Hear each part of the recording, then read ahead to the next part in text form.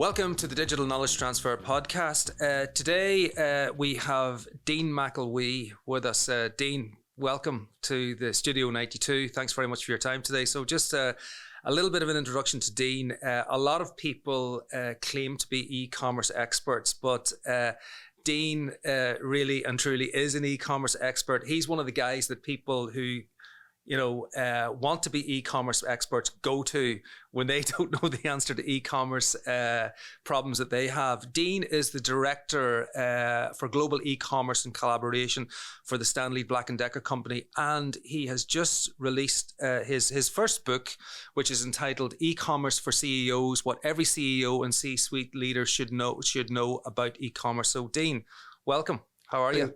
I'm good. Thanks, Stephen. Thanks for having me on the show. Oh, you're very welcome. No, we're delighted to have you here. And what's very handy as well is that you only live around the corner as well. I'm local. Yeah, absolutely. Indeed.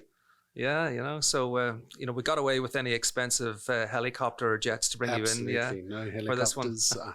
Drove myself. Yeah, it was great. Fantastic. So listen, why don't we talk a little bit about your background first of all? I mean, you're doing a very big role at the moment with the Stanley Black Decker company, which essentially is global. You're like an internal consultant to them, but how did you get to the point where you were able to operate in such lofty positions as that?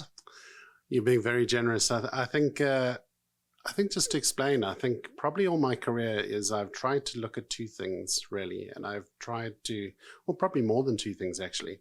I think I've tried to look what are the experiences that I want to have rather than a pure career path. I think when I sort of looked at it and we all went through that career training and said that there were certain steps and certain roles we wanted to get and get promoted, I was interested in what were the experiences that I thought would be different for me.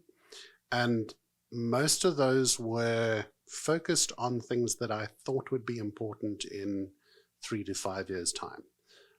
So an example of that was I spent some time doing loyalty programs because I realized that big data would become an important thing of how we operate. And I did that back sort of in sort of 2012 to about 2015. And it was really trying to look forward about what were those things that I wanted to do that gave me a sort of unique slant on my career. So I tried to look for things that overlapped but had points of difference, so that when I was looking at various roles, how could I bring different things to the table in terms of my career? So it's really been a focus on different industries, different career options within that, but overlapping skills within that. And I think the one thing I've always tried to do is focus on transferability of skills. I think too often we get very caught in trying to learn one industry and one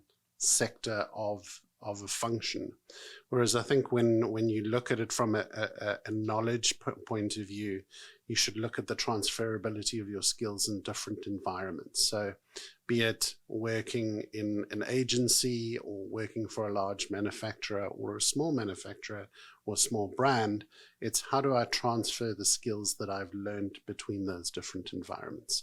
Yeah, and transferability of skills is what this podcast is all about. And one lens to think about when it comes to transferability is transferring across different geographies, different regions. And again, this is an area where you have a lot of experience, and so you might share some of the transferability that you've seen going on across countries, continents, regions, etc. Yeah, so I was very fortunate to grow up in South Africa, and South Africa is an interesting country mainly because of its diversity. It has top of the range retail as well as emerging retail. So I think that's given me a great perspective that retailing and the things we do is really defined by how shoppers behave in each of these geographies. So I've been very fortunate to learn on emerging markets as well as more developed markets, and you get to see the trends that sort of change, over time. So what you do get to see, for example, is digital adoption tends to start with younger people all around the world. So and that is very, very consistent around every single geography. And then over time, it starts to move towards people who are older, and sometimes there's a stimulus that happens that makes it move faster. But they're fundamentally those commonalities that happen around the world. And I think even in the world of e-commerce, what you often see is the same. You'll see omni-channel retailers starting to get into their platforms and expand them around the world, and then marketplaces around the world are normally the first thing to sort of jump off. And now I think one of the other interesting is mobile and mobile adoption. It tends to be massive in some of those emerging markets, because that's the primary communication device, the primary transacting device. So yeah, I've been fortunate to see these trends and be able to recognize them both in Europe, Latin America, and beyond. And I'm very fortunate to have had those, because I think it's given me a view that there's a solution for everything. It's just you've just got to learn which way the consumers are going to behave so that you can follow that solution.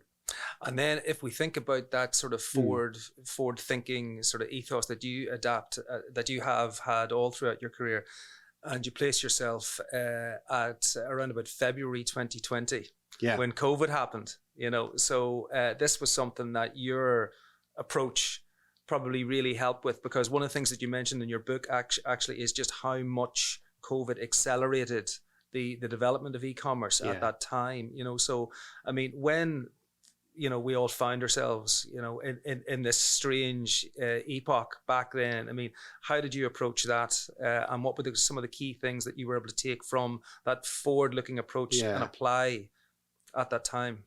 I think it's looking for how it impacts people. Yeah, I think when we're in retailing or when we're selling anything, it's how it impacts people. And we all found ourselves in a very odd situation, which was suddenly we all got locked down and we couldn't leave our homes. And I think the impact of that was massive, and it was massive on various groups. I talk in the book about the fact that it accelerated e-commerce adoption by about 5 years. Mm-hmm. And that was through a number of different things. Typically, e-commerce penetration around the world tends to be amongst the wealthier segments of the population who adopt it first. They tend to be time poor, cash rich, and therefore they tend to adopt e-commerce. There will be digital users, but not e-commerce users. So they will progress from being digital users to e-commerce users. What COVID did was this now made it the mandatory for everybody. So now you had people who needed groceries at home and hadn't used it. So then they were exposed to that. They had to do it. So it prompted them to do it. I think certainly for a lot of us, we had parents that were also sitting at home, and we needed to do shopping on their behalf, or they needed to do shopping for themselves. So certainly in a number of markets around the world, in Europe, what I saw at that time was older people jumping into it, who'd probably been a bit reticent to do it up until then. So I think that accelerated it, and that meant that we in organizations had to adjust to that. How do I now run my business when a significant portion of it was going online? My previous business, Stanley, we went from 10% of our business going online in the UK to 25% of it going online, literally in the space of 3 months. And this meant we had to spend a great deal amount of time working on how do we upskill the business, because we now had sales directors who were looking after large accounts, and they were faced with this situation of, if the account isn't performing, how do I turn it around when I'm not really comfortable with e-commerce, and I don't know which levers to pull? Because I think in the e-commerce world, the levers that we pull are very different to the levers we pull in a brick and mortar world. So we approached it a lot from trying to upskill the organization very quickly, because this was going to be the new normal. So we said, bottom line is there's either going to be a long-term change, or we're going to be faced with this in indeterminate periods. So let's focus on upskilling the organization and upskilling our leaders in the organization. I was very fortunate at the time to have the president for the operating region that I worked in approached me and said, I don't do the online shopping. My wife does. And I'd normally be going into stores, checking what's going on in store, and helping the teams and advising the teams on what to do. I can't do that now. I'm stuck in the office. We're all stuck at home. How do I do the same thing online? And the reality is we sort of adopted new ways of working through that to explain, how do you shop an online store? What are the things that we as e-commerce people would natively look for? And I think it's very interesting. You just mentioned the example of, if you like, the boss or the manager who possibly hadn't done much online before. And in one of the previous podcasts that we had with Miriam Simon, who's a retail expert, she talked about how the bricks and mortar retail industry, particularly the small independent retailers, went through a massive growth curve, and in fact are now leading the way in many of the sort of e-commerce innovations. And it was easy to see that in the B2C side. But what about in the B2B market as well? I mean, we know that there was massive changes there as well that they had to adapt. But you've seen in the B2B side, big changes take place in the way B2B organizations operate. So, I mean, would there be any insights or examples you had in that sector, Dean?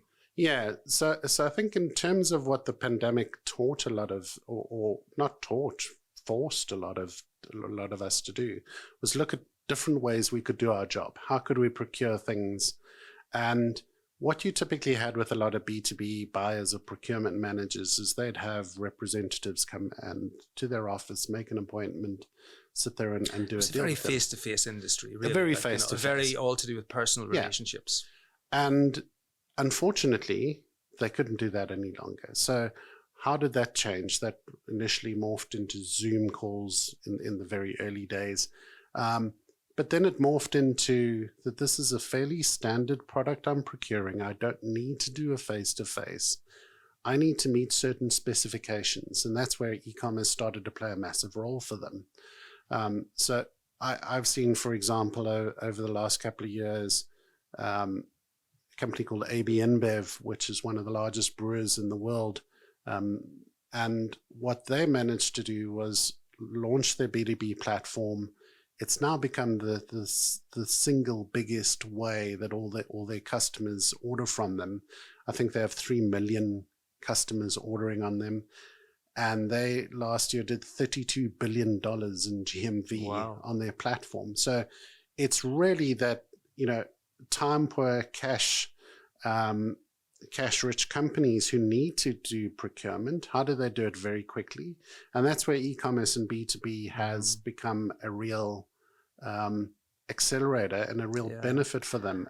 And it goes beyond just the transaction. It's all the other information, specification sheets, technical details, all those. I think it's also the efficiency, because what we've noticed is that a lot of B2B companies are now looking to not necessarily grow new sales online. What they're looking to do is to put their existing traditional sales online because of the efficiencies that it creates within the organizations. Yeah, absolutely. I think if you can use B2B to allow your customers to self-serve what they want, rather than phoning a call center, for example, for a statement or to find out their account balance, do that with B2B. It frees up the time.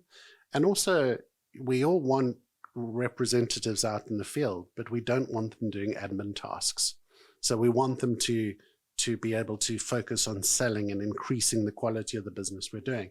And that's where B2B has been great, because it's taken all those admin tasks, made the ability to self-serve, rather than the representative phoning the call center, getting a statement, finding out where the truck is. B2B does all that for you. So it's been great for large businesses who are increasingly under cost pressures to get more efficiency out the system and deliver more value through a B2B platform. Yeah, and part of that as well, and certainly we've noticed it, and we know there's been research done on it by companies like McKinsey and similar, is that the transformation, the digital transformation that has taken place, even though it has made operational efficiencies and it's probably put certain sort of functions, into redundancy to a certain extent. However, it's extremely important to take the knowledge that the legacy staff have and to bring them on board as part of the digital transformation. This is one of the things that appears to be really important in successful digital transformations. Yeah, absolutely. I think, when I've seen digital transformations fail and I've observed them either firsthand or secondhand or thirdhand, I think the overwhelming thing is that digital transformations are deemed to be a project. So we think about this of there's a start and there's a finish, and once I've done this project and launched it, I'm transformed. The reality is nothing works like that, and the most successful transformations are not seen as a project. It's seen as an evolution in the way we're going to do business. It becomes the new business as usual as opposed to a defined project. And then I think it focuses on three things, and you touched on one of them: people. People do still operate systems and they do still use systems. So you need to look at the way your people operate. You need to look at the processes you have. Processes, when they're manual, involve workarounds. When we're now making them in digital transformation context, they need to be coded and need to be specifically mapped out. And a lot of the time we spend out mapping out processes when we do these types of initiatives. And the last thing is the technology. How does the technology enable all of this? I think I've seen a lot of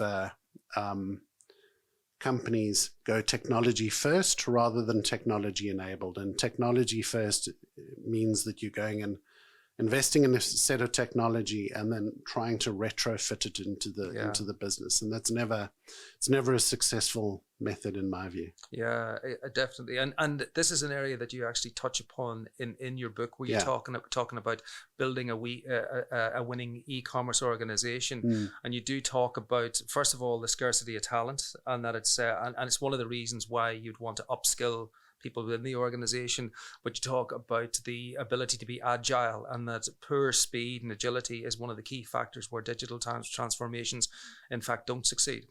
Yes, and I think this is the reality, is we're all still learning. I think that's the one thing, if anybody ever takes anything away from this, I spend a lot of my time trying to learn and trying to catch up with what's new, because e-commerce is changing so quickly. And I think as a result, you've got to be agile, you've got to be open to pivoting, you've got to be open to changing the way you do things, and unlearning something and then relearning it is a big skill. Because, if you go back even 12 months ago, none of us had heard of ChatGPT or things like that. So, or generative AI wasn't a thing that we're all interested in.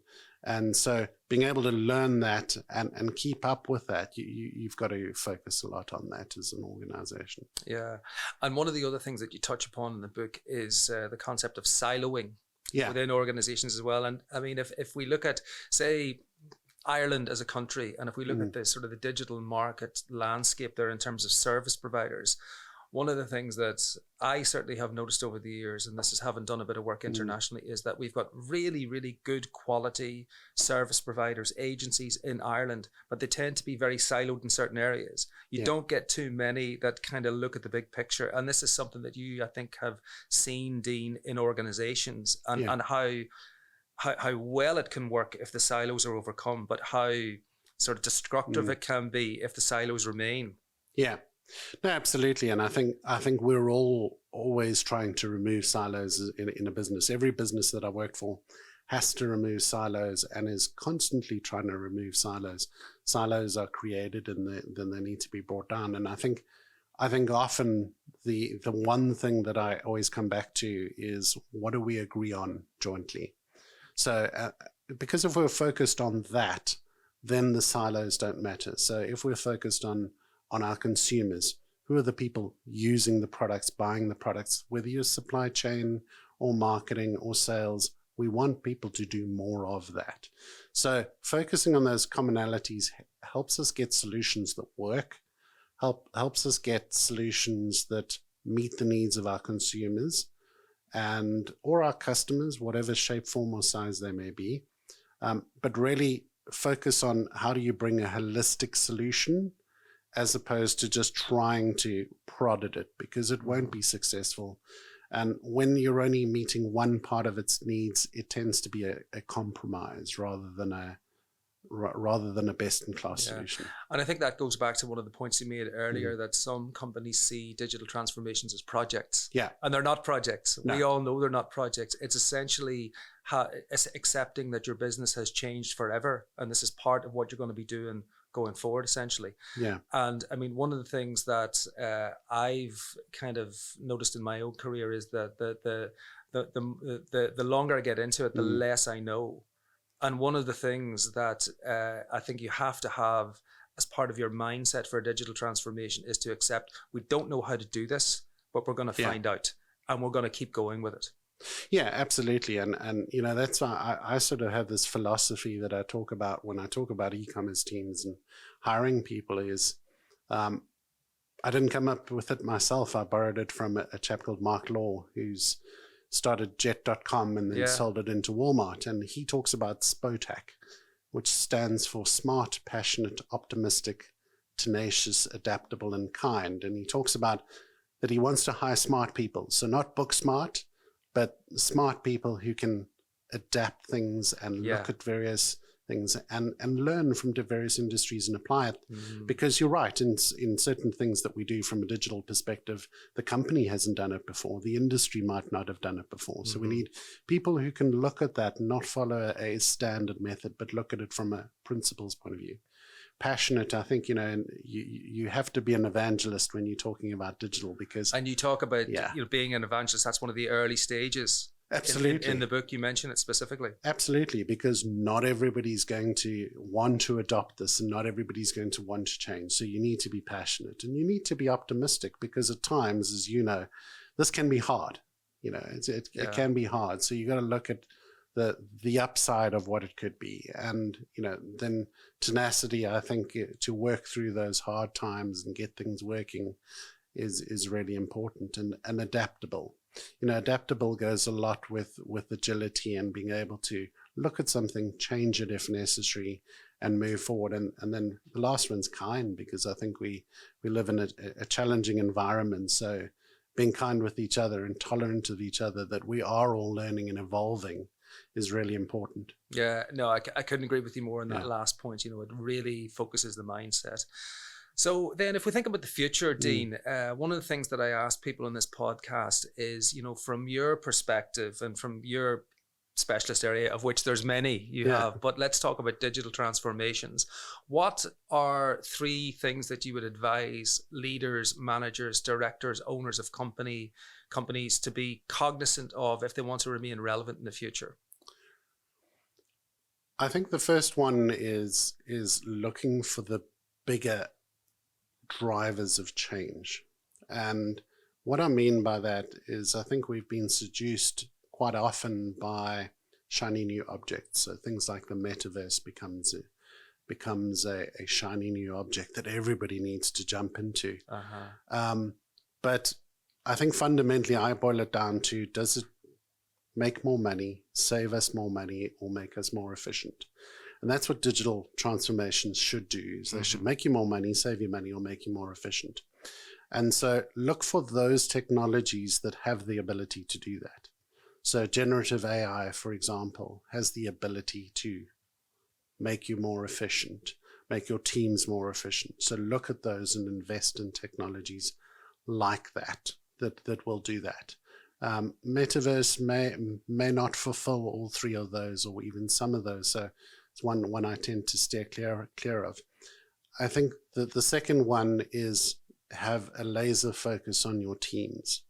Your teams, some of your teams are struggling with where digital is going and the speed with which it's going. So focus a lot on how do you upskill them, how do you get them comfortable with what's going on. And that was one of the things behind the book is, you know, senior leaders are making decisions around where to spend money. and they may not be entirely comfortable with the subject matters that they're talking about. So sometimes we have to educate people about that. So I think really focusing on that digital upskilling and that knowledge transfer for people that they can get a bit more comfortable, and then hopefully progressively we get better decisions. And then I think the last point really is not be beholden to technology, be beholden to the customer or the consumer you're trying to serve.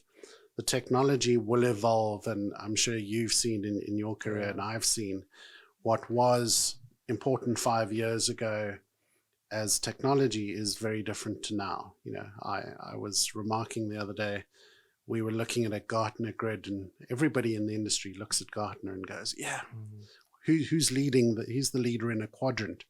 And, you know, it's Shopify now. 5 years ago, it wasn't Shopify. And we're all making decisions about technology that are 3 to 5 years ahead. I'm not going to be able to change my technology. And incidentally, Shopify have got some people snapping at their heels at the moment. Exactly. So I think, you know, looking ahead about focusing on what I'm trying to deliver, not get too focused on the technology. The technology is important, but the technology enables what you're trying to do. I think that last point it resonates very strongly with me. One of the things that we do is we do a lot of training with companies, and we talk about, you know, how to develop a digital marketing plan. But the key thing we always say to them is that define your business goals first. Your digital marketing serves your business goals, not the other way around. You know, because people can get lost in rabbit holes of how to use certain pieces of technology without really knowing how they link to the key goals, you know. So and I think that's very important in digital transformations. Absolutely. You know, I often have this mantra that I recite to the teams when we do this, and I always say customer or consumer focused, business led, technology enabled. So make sure that you've got the right order on that. What are you trying to do? To your point, if I'm consumer focused, what's my objective of that person? Am I trying to get them to buy more often? You know, buy more of the item, encourage new buyers. Those need to be very clear objectives. And then the business makes its decision as to the priority around that. And then the technology enables it, because if you start getting that mixed up, it really doesn't work. I think I'm going to shamelessly steal that mantra. I really like that one. You know, but so just to wrap up, Dean, let's talk about the book. You know, so it's on Amazon. It's on all the different Amazon associated channels at the moment. It's very recently, I think it's just out 2 months, even 2 months at this Not stage? even 2 months. So we're about 6 weeks in. And it's going very well. I'm very happy with how it's performing. I've been asked whether there's another one coming. I don't know if I'm ready for that just yet, but there might be another one there. And why should people buy the book? What sort of people should be looking at it? And what would you say to, you know, this is your chance for a shameless promotional plug here. So I think there's a couple of different people who should be buying the book. So if you're already an e-commerce or digital professional, you should buy the book to learn about the overlaps with omni-channel and things like that, so that you can talk confidently in language that other people who may not be as comfortable with digital understand. And I think, you know, often we talk in e-commerce and digital in our own coded language. It's almost seems like a dark art at some times. And the book is intended to help those people to do that. I think the second group of people is, and you don't have to be a CEO or C-suite leader, but if you come from a more traditional bricks and mortar environment, I try and bridge that gap with easy to use and examples from my own life and from my career that help you to understand what digital is and what place it has. So it's really those two groups who I think it's ultimately very, very useful for.